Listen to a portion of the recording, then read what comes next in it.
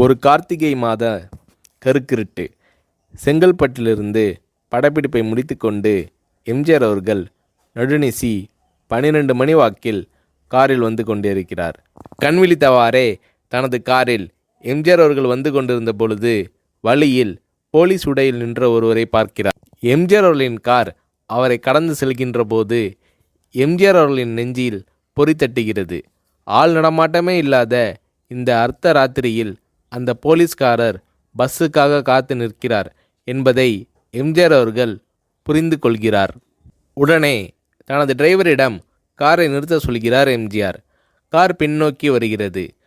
போலீஸ்காரரின் அருகில் காரை நிறுத்தி கதவை திறந்து ஏறுங்கள், எங்கே போக வேண்டும் என்கிறார் எம்ஜிஆர். பரவாயில்லை, நான் பஸ்ஸிலே வந்து விடுகிறேன் என்கிறார் அந்த போலீஸ்காரர். நேரமாகிவிட்டது, இனி இந்த ரூட்டில் பஸ் கிடையாது, ஏறிக்கொள்ளுங்கள் என்று எம்ஜிஆர் அவர்கள் வலுக்கட்டாயம் செய்ய போலீஸ்காரர் வேண்டா வெறுப்பாக ஏறுகிறார். காரின் உள்ளே லைட் போட்டு சாப்பிட்டீங்களா என்று கேட்டுக்கொண்டே தனது சீட்டுக்கு பின்னால் இருந்த பிஸ்கெட் பழங்களை எடுத்து கொடுக்கிறார் எம்ஜிஆர். இப்படி ஓசியில் பயணம் செய்வதே எனக்கு உடன்பாடில்லை. இன்னும் நீங்கள் உண்ண சொல்லி வேறு என்னை இழிவுபடுத்தாதீர்கள் என்று போலீஸ்காரர் மறுக்கிறார். எம்ஜிஆர் அவர்கள் பூரிக்கிறார். இருப்பவனிலிருந்து இல்லாதவன் வரை படித்து பதவியில் இருக்கும் எத்தனையோ பேர் எனக்கு அது வேண்டும் இது வேண்டும் என்று எம்ஜிஆர் அவர்களிடம் வேண்டியதை பெற்று செல்கிறார்கள். ஆனால் சாதாரண பொறுப்பில் இருக்கும் இந்த போலீஸ்காரரின் நேர்மை எம்ஜிஆர் அவர்களை மெய்சிலிர்க்க வைத்துவிட்டது. எம்ஜிஆர் அவர்களின் கார் கத தூரத்தில் வந்து கொண்டிருந்தாலும் காரின் நிறத்தையும் ஒளியையும் மனம் கமலும் ஓடிக்கான் வாசனையையும் வைத்து இது எம்ஜிஆர் அவர்களின் கார் என்றும் கார் சென்ற தடத்தை தொட்டு வணங்குகின்ற அளவுக்கு புகழுடன் திகழ்ந்த நேரம் அது.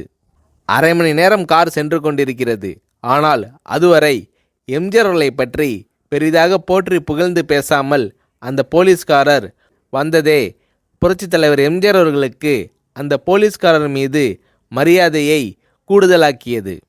நான் தான் எம்ஜிஆர் என்கிறார் எம்ஜிஆர். கேள்விப்பட்டிருக்கிறேன் என்கிறார் அந்த போலீஸ்காரர்.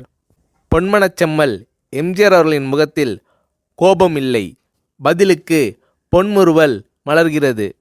என் படங்களை பார்த்து இருக்கிறீர்களா என்று கேட்கிறார் எம்ஜிஆர். நான் சினிமாவே பார்ப்பதில்லை என்கிறார் அந்த போலீஸ்காரர். புரட்சித் தலைவர் எம்ஜிஆர் அவர்கள் இன்னும் பிரமிக்கிறார். இப்போது கார் சத்தத்தை தவிர ஒரே நிசப்தம். போலீஸ்காரர் தனது வீட்டிற்கு 1/2 கிலோமீட்டர் தூரத்திற்கு முன்பே காரை நிறுத்த சொல்லி இங்கேயே இறங்கிக் கொள்கிறேன் என்கிறார். ஏன், நீங்கள் குறிப்பிட்ட அந்த விலாசம் இன்னும் 1/2 கிலோமீட்டர் தூரம் இருக்கிறதே என்கிறார் எம்ஜிஆர். சாதாரண போலீஸ் உத்தியோகத்தில் இருக்கும் நான் காரில் வந்து இறங்கினால் என் வீட்டிற்கு அருகில் உள்ளவர்கள் என்னை தவறாக நினைத்து கொள்வார்கள். இதுவரை இப்படி நான் யார் காரிலும் ஓசியில் வந்து பழக்கமில்லை.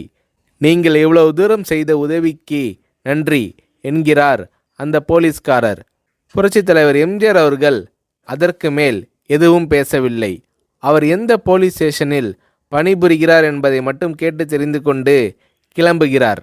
அடுத்த நாள் செங்கல்பட்டு போலீஸ் ஸ்டேஷனுக்கு ஃபோன் செய்து நான் எம்ஜிஆர் பேசுகிறேன் என்கிறார் எம்ஜிஆர். ஃபோனை எடுத்த டிஎஸ்பி உதறலோடும் உற்சாகத்தோடும் தலைவரே வணக்கம் என்கிறார். இரவு சந்தித்த போலீஸ்காரரை பற்றி விசாரிக்கிறார் எம்ஜிஆர். அந்த டிஎஸ்பி சொல்கிறார், நீங்கள் குறிப்பிடும் அவர் இன்று விடுப்பில் இருக்கிறார்.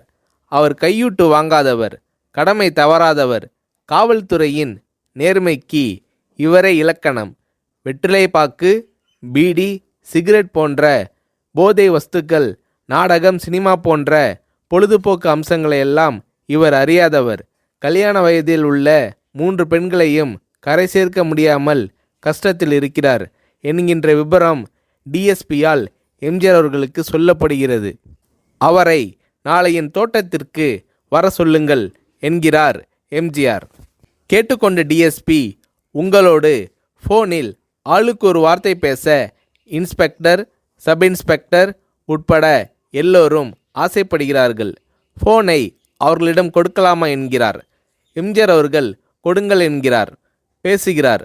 அந்த போலீஸ் ஸ்டேஷனே புண்ணியம் பெற்றதாக மகிழ்ச்சி அடைகிறார்கள் அந்த போலீஸ்காரர்கள். மறுநாள் அந்த போலீஸ்காரர் ராமவரம் தோட்டத்திற்கு அழைத்து வரப்படுகிறார். அவரிடம் பேப்பரில் மடித்த பெரிய பணக்கட்டை கொடுத்து, இதை வைத்து உங்கள் பெண்களின் கல்யாணத்தை நடத்துங்கள் என்கிறார் எம்ஜிஆர். போலீஸ்காரர் மறுக்கிறார். நான் ஏதாவது உங்களிடம் காரியமாற்ற சொல்லி அதற்காக கொடுத்தால் அது தவறு.